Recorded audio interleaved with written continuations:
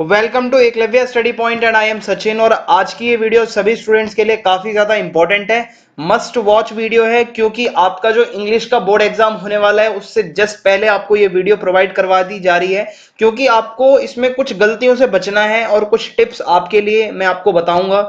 और टॉपर की answer sheet कैसी दिखती है, टॉपर ने कैसे लिखा था अपने इंग्लिश का एग्जाम, सीबीएसई का जो असली टॉपर था उसके आंसर शीट आपको दिखाऊंगा और साथ साथ आपको तरीके बताऊंगा कि कैसे पेपर को अटेम्प्ट करना है। उससे पहले आपको बता दूं कि अगर आपका कोई सवाल हो तो इंस्टाग्राम पे आप मैसेज कर सकते हैं, जैसे ही टाइम मिलेगा आपका जरूर रिप्लाई किया जाएगा और मेरा यूजर नेम आप सभी के सामने लिखा हुआ है। और अगर आपको पीडीएफ्स वगैरह चाहिए तो आप हमारे टेलीग्राम चैनल को ज्वाइन कर लीजिए। क्लास 12 ईएसपी न्यू ग्रुप हमारा टेलीग्राम चैनल है, यहाँ पे आपको सारी पीडीएफ्स अवेलेबल करवा दी जाती हैं और हमारी वेबसाइट पे आपको नोट्स प्रोवाइड करवा दिए जाते हैं। www.eklavyastudypoint.com हमारी वेबसाइट है। तो अब हम चलते हैं आज की अपने टिप्स की वीडियो के ऊपर।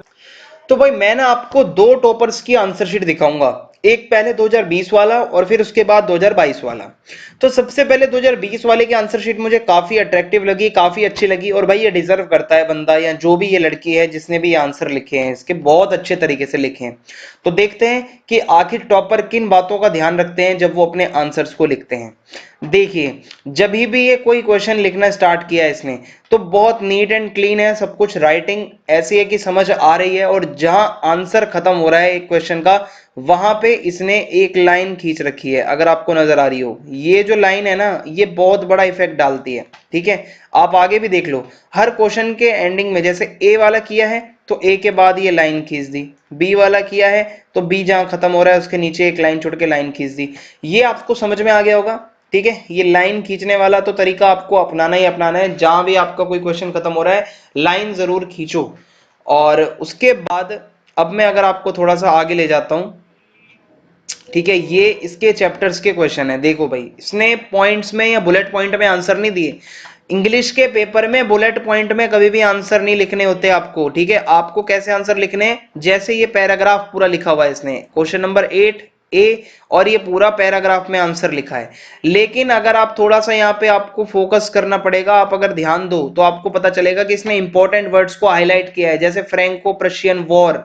ठीक है, और ये यहाँ पे लाइन अंडरलाइन कर रखी है, ये लाइन अंडरलाइन कर रखी है। ठीक है, ये अंडरलाइन कर रखी है, ये भी अंडरलाइन है। यानी कि ये अंडरलाइन करने से काफी ज्यादा इफेक्ट पड़ता है आपकी प्रेजेंटेशन पे। ठीक है, टीचर को पता चलता है कि हाँ भाई आपने कुछ मेहनत करी है अपनी आंसर्स को लिखने में।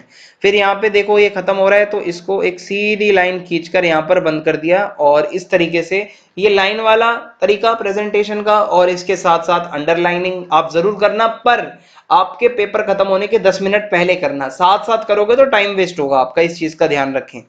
ठीक है, अब मैं आपको आगे इसका राइटिंग सेक्शन दिखाता हूं, क्योंकि आपको ये तो समझ आ गया होगा। अब देखो ये लॉन्ग क्वेश्चन कैसे लिख रहा है ये लड़का। ठीक है, इसने ये लॉन्ग क्वेश्चन है तो इसने ये पूरा यहां से लिखना स्टार्ट किया। ठीक है, और यहां से होते होते लगभग इसने आधा पेज ये लिखा।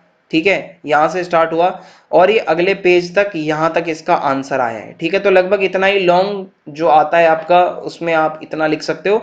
और ये देखिए ये अंडरलाइन करा हुआ कितना प्यारा लग रहा है, मतलब कोई भी आप खुद सोचो, अगर आप भी चेक करोगे इसकी आंसर शीट तो आप भी इसको पूरे में से पूरे नंबर दे ही दोगे भाई। तो राइटिंग अच्छी समझ में आ रही है, अंडरलाइनिंग कर रखी है, प्रॉपर प्रेजेंटेशन है। ठीक है, जहां आंसर खत्म हो रहा है वहां पे लाइन खींच के उसको बंद कर रखा है आंसर को, तो ये सबसे बेस्ट है।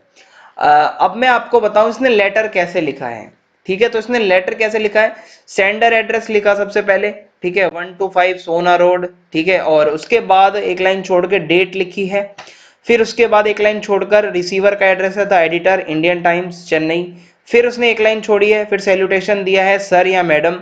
फिर एक लाइन छोड़ी है, फिर सब्जेक्ट लिखा है, और ये सब्जेक्ट देखो आप, the importance of organ donation.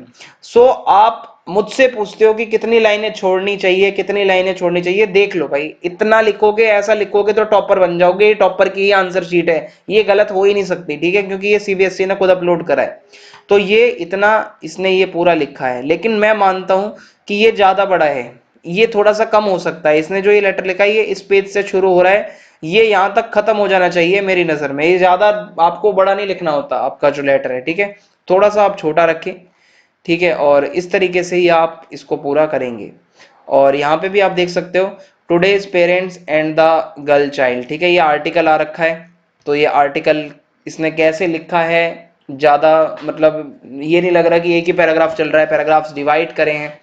तो एक चीज मैं आपको और बता दूं जो कि आपके लिए एक इन्फॉर्मेशन है, नोटिस का नया फॉर्मेट सीबीएसई ने डाला है।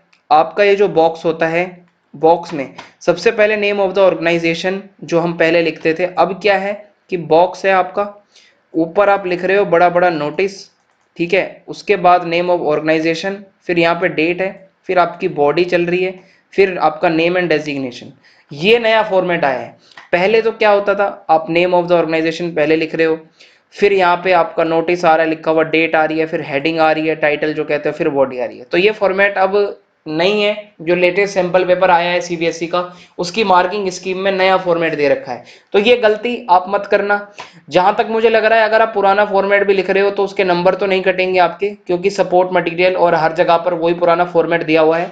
बाकी न्यू फॉर्मेट में लिखने की कोशिश करना, ठीक है, तो ज्यादा सही रहेगा, क्योंकि जो नया मार्किंग स्कीम के अकॉर्डिंग फॉर्मेट है वो यही है।